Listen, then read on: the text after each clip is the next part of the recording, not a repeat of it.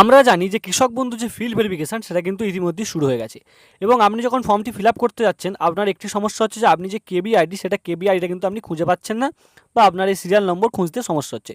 তো আজকের ভিডিওতে আমি কী করবো, আপনাকে কেবি আইডিটা খুব সহজে আপনার ফোনের মাধ্যমে, আপনার যদি একটা ফোন থাকে তাহলে ফোন দিয়ে খুব সহজেই কিন্তু আপনার কেবি আইডিটা বার করে নিতে পারবেন। চলুন ভিডিওটা শুরু করা যাক। তার আগে অনুগ্রহ করে চ্যানেলটা অবশ্যই সাবস্ক্রাইব করবেন এবং ফেসবুক থেকে দেখে থাকলে পেজটি অবশ্যই ফলো করে দেবেন।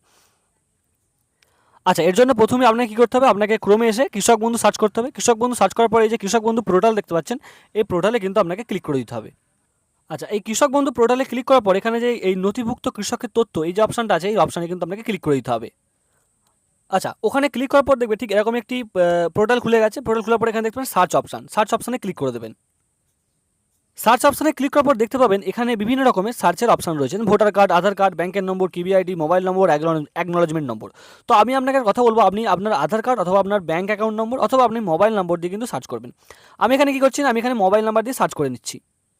এখানে কী করবেন, আমরা যে এখানে যে সিলেক্ট করেছি এখানে মোবাইল নাম্বার সিলেক্ট করলে এখানে মোবাইল নাম্বারটা কিন্তু লিখে দেবেন। এখানে আধার কার্ড সিলেক্ট করলে কিন্তু এখানে আধার কার্ডটা লিখে দেবেন। তারপরে এই যে আছে আই অ্যাম নট রোবট, এই অপশানে ক্লিক করবেন, একটা ক্যাপচার আসবে, ওটা ফিল করবেন।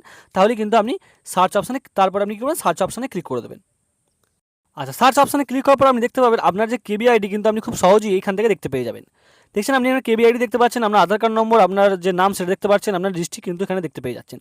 তো আপনি কী করবেন, কেবি আইডিটা খাতায় লিখে রাখবেন, ওই ফর্মে দিতে ওই ফর্মটি ফিল আপ করতে এখানে কাজে লাগবে। আর আপনার যে সিরিয়াল নম্বর সেটা কিন্তু আপনি যে ক্যাম্পে জমা দেবেন সেই ক্যাম্প থেকে কিন্তু আপনি সিরিয়াল নম্বরটা পেয়ে যাবেন। ধন্যবাদ ভিডিওটা দেখার জন্য। ভিডিওটা এখানে শেষ করছি। ধন্যবাদ।